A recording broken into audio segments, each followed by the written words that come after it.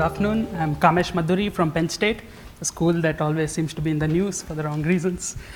So my talk is going to be about algorithms and tools for graph analytics, and it's going to be very high level, not much math.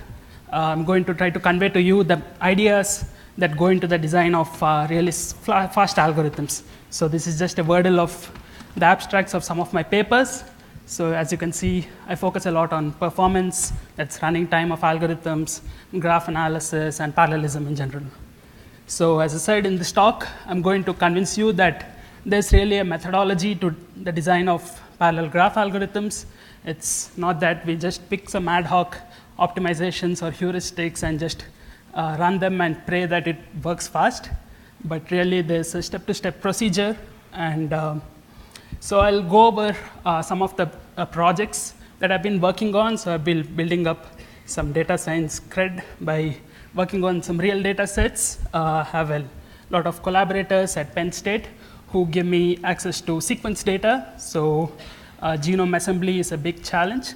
I'll mention this problem briefly and the strategies we take towards solving this.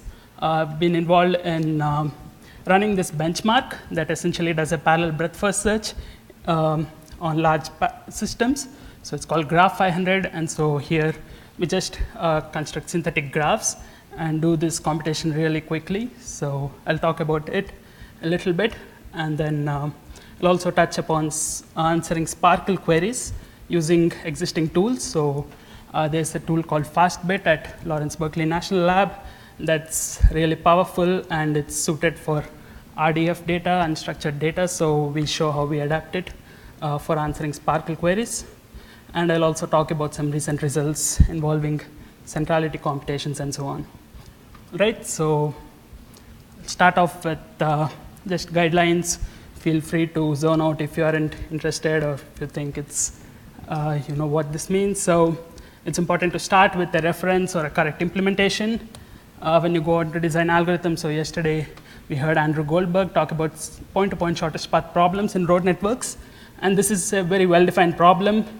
You know what the input is. And we have seen tremendous progress in the past few years. So in the last decade or so, we've gone from Dijkstra's algorithm to reach and contraction hierarchies, hub labels, and Andrew described how there was this tremendous improvement in performance. So this is a combination of heuristics, a lot of good theory, and so on. However, this is not always the case. So we are encountering NP-hard problems, such as identifying communities in networks. Most formulations of which are NP-hard. And in computational biology, we have large-scale networks, wherein you want to infer interactions or make some predictions. Here, the problem itself is not very well formulated, and so we have heuristics to solve them. Also, there's this emerging problem of big data. So we have large-scale data sets. In all these cases, hundreds of gigabytes, terabytes of data. And so just reading the data, processing it, ingesting it is problematic. And added to that, when you want to go on to do implementations, run things in parallel, there are challenges associated with parallel computing. So that's why I have this correct implementation up here. So it's possible to run into bugs, race conditions, and so on, wherein you might not have correct output. And it's hard to validate when you have really huge data sets. So this is also a big challenge. Right, so once you have a well-defined problem and a method, you need to come up with realistic performance estimates. So a lot of us have been talking about fast methods in this meeting. So let's say you have an algorithm that takes about 10 seconds on a real large-scale data set, and how can you claim whether it's fast or efficient, right? So again, the problem here is that you have a problem, a data set, an algorithm you're using, and a parallel platform, and you want to really estimate the execution time for this particular input. So the solution I suggest is that we should move beyond asymptotic worst case analysis. So worst case analysis only lets you gives you a very vague estimate of the running time. Instead, should look at techniques such as smoothed analysis, again Spielman and Teng, recent work, and also platform-independent algorithmic counts. So this could be something like the number of relaxations I performed in my shortest path approach, or expressing execution times in terms of subroutines and library calls. So you can put the blame on, say, MPI or your sort library that you use underneath. Right? So estimates could be very crude. So here's a very simple example. Let's say I have a linear work algorithm on a graph with 1 billion vertices and 10 billion edges. So n, small n is the number of vertices, m is the number of edges. And I want to estimate the running time of an algorithm on this particular multi-core platform. So this is an AMD many-core systems platform. So it's dual socket, 2 processors and 12 cores per processor. And what's interesting are these numbers out here. So there are 4 memory banks, and the read rate is about 21.33 gigabytes per second. So that's the peak memory bandwidth, DRAM bandwidth for each of these memory controllers. And in practice, you can get about 50 gigabytes per second of read bandwidth on this particular platform. So a very crude estimate would be something like 1.6 seconds if I make the assumption that an edge is 8 bytes. Right? So that would correspond to a performance rate such as 6 billion traversed edges per second. So just keep this in mind, because we'll come back to this when I present results from this Graph500 implementations. All right, so that's a very crude estimate that you can quickly compute. However, for real applications and given architectures, you can take in several parameters into consideration. There can be like 20 or so parameters and come up with really precise estimates of running time. So this is an architectural model proposed recently for GPUs. So again, it's this various granularities of algorithm analysis. And so another idea I'd like to borrow from scientific computing is this notion of arithmetic intensity. So here's the number of floating point operations divided by the total number of bytes transferred, or the total DRAM bytes for a variety of applications. So we have seen a lot of talks about, say, a computation of SVD and so on. These are really dense linear algebra computations. So you have a lot of floating point operations. If the matrix size dimension is n by n, you might have n cubed operations, and the data size is n squared. So if you take the ratio, it's order n, and that's the case even for particle methods, the naive n squared computation. FFTs, for instance, this algorithm, Cooley-Tukey algorithm, and log n, and then you have sparse matrix vector multiply, which are really order 1, so it's a small value. And if you think about sparse graph computations, in a lot of these cases, at least the problems I have worked on, you don't do a lot of floating point operations. You might do a little bit of arithmetic operations. So you pretty much end up in this zone. So your algorithm can typically be compute bound. If so, compute bound just means that if you are operating in this dense linear algebra regime, algorithms are compute bound, or it can be bandwidth bound. That's FFTs and so on. And typical implementations of graph algorithms tend to be latency bound. So the way to think about latency bound is that you keep making memory references and keep waiting for them. So your processor makes a reference to fetch that piece of data, waits for it, and so on. And you don't really use all the data in a cache line. So what we'd ideally like to do for graph problems is to make them bandwidth bound and compute bound while being work efficient. Right? So here's a level of algorithm analysis that I do in some of my work. Not too many parameters. So this is an estimate of the running time of parallel BFS again. You don't need to go into particular values again. This makes very simple assumptions on load balance and so on. But as you can see, the key parameters, just employing the Occam's razor principle, would be the bandwidth that you have per processor, the latency of memory references, if you were to do random accesses to a contiguous array, and internode costs. So in graph algorithms, in parallel implementations, you have all-to-all communications very frequently. So there's a factor for that. So these terms tend to dominate, and these are nonlinear functions of the number of processes, and it depends on the MPI implementation, the multi-core libraries you use, and so on. Right, so that was number one, have a realistic performance model and analysis.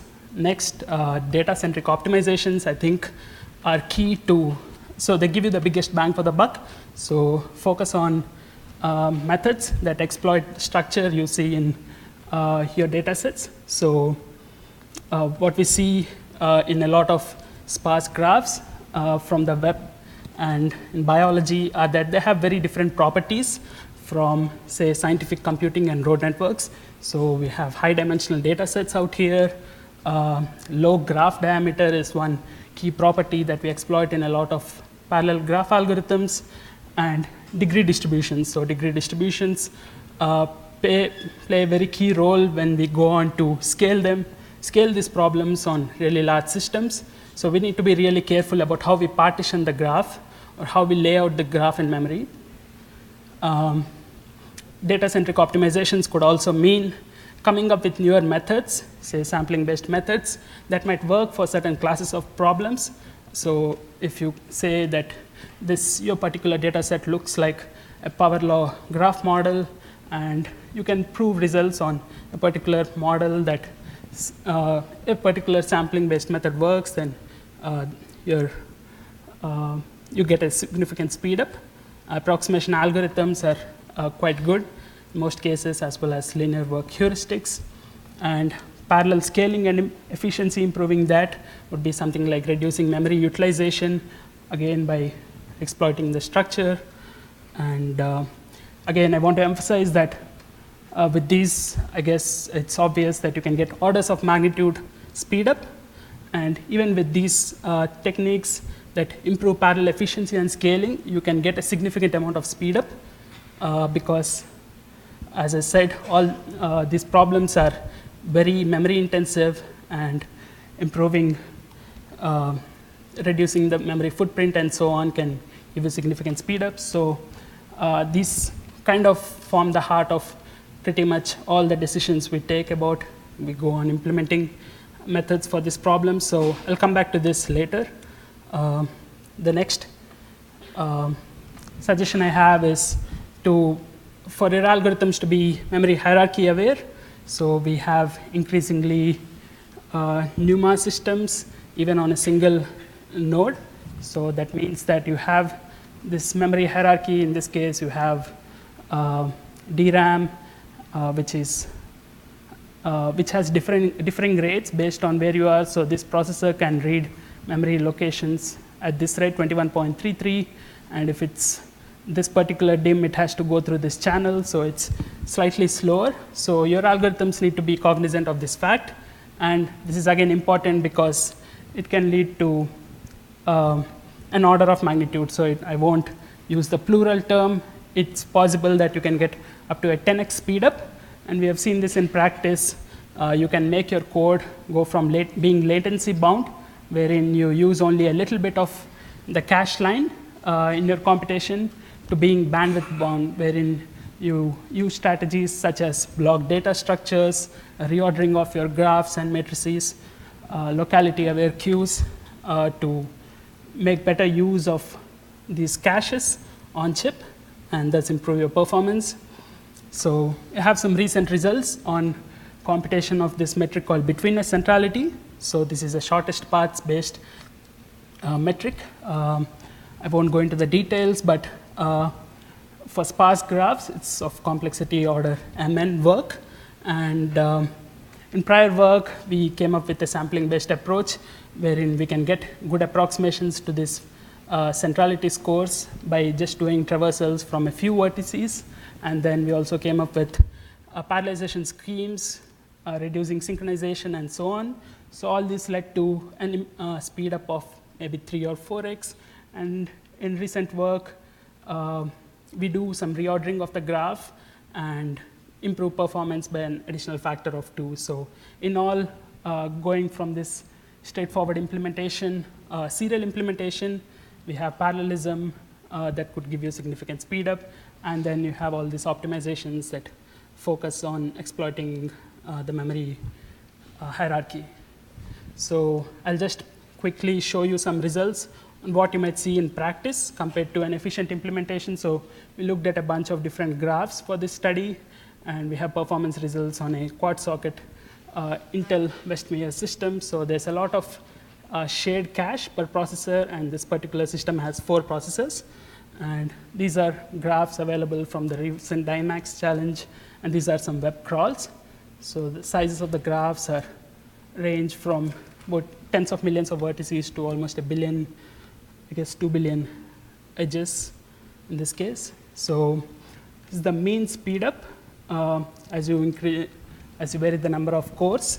So this is BC refers to the original implementation, the original parallel implementation. So this scales pretty well, as you can see, as you go from 1 to 32 cores. ADL refers to this reordering, adaptive data layout, and there's a significant improvement just in the serial performance with this optimization.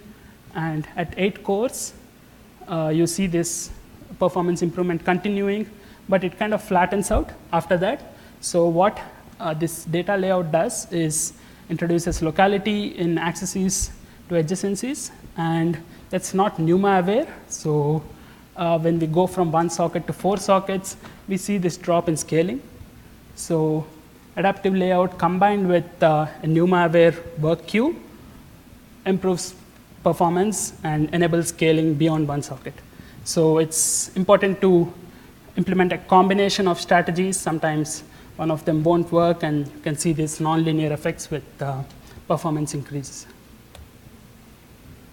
All right, so we can also measure some performance counter data to show that these optimizations we are implementing actually reduce counters and as they perform as we expect. So in this case, the read traffic is pretty high in the original implementation for this particular web crawl, whereas with the adaptive layout, data layout, and NUMA work queue, the read traffic goes down.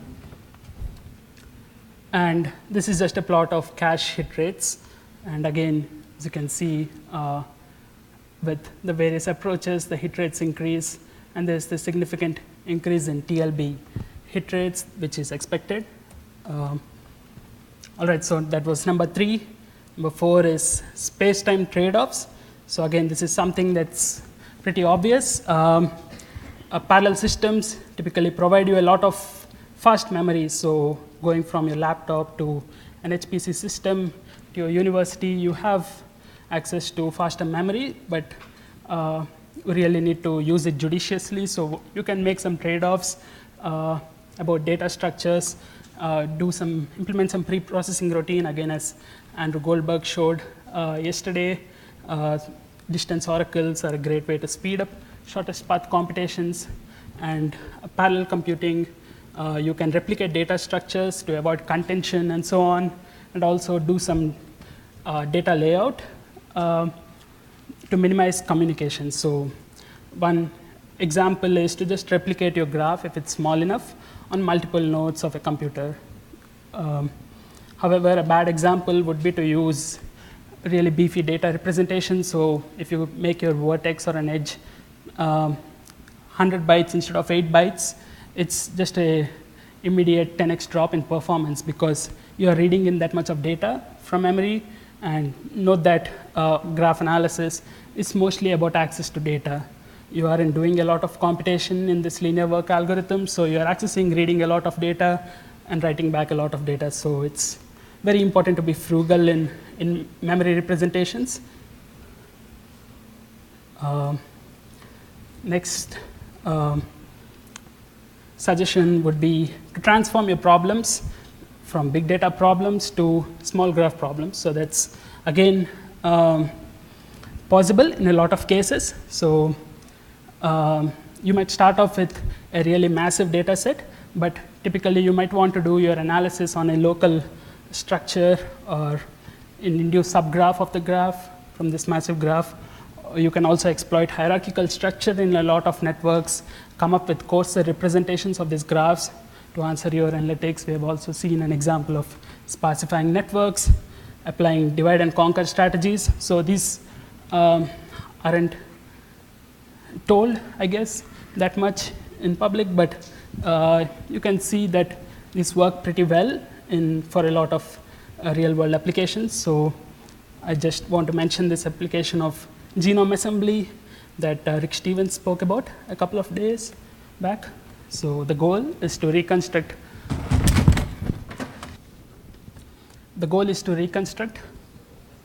a genome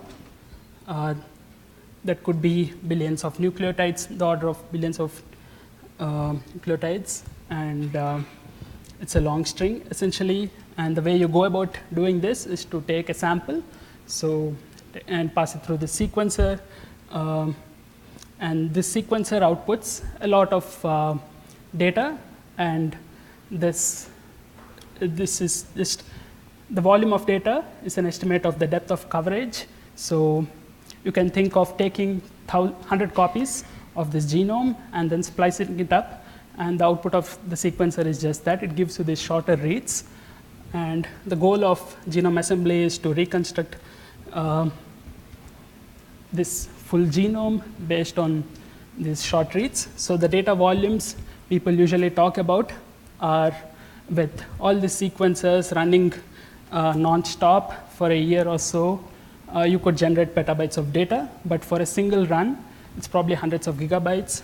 And note that your final output is bounded by the length of the genome. So in case of the human genome, it would be like 3 billion nucleotides. And in case of microbial organisms, Metagenome Assembly, it's more like millions of nucleotides. And the challenge here is that you can have hundreds or thousands of organisms. So what we do out here is have these shorter reads and then use a graph layout called a Bruijn graph. That's a combinatorial structure that captures the overlaps between these reads. And we have a new parallel method that tries to construct these graphs from the short reads.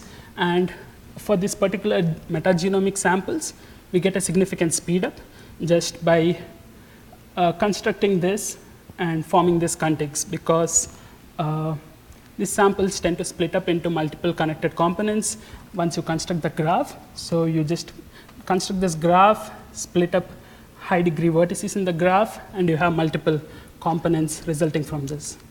So when you are operating again in parallel, reconstructing these genomes, you are operating on essentially smaller subgraphs from this large graph. All right, so slightly controversial statement, I hope. So I really want you to consider partitioning, scaling out to larger parallel platforms only if you really must, because for a lot of these graphs, again, as we have seen, they represent high dimensional data sets, and you can't get good separators, which result in balanced partitions for these networks.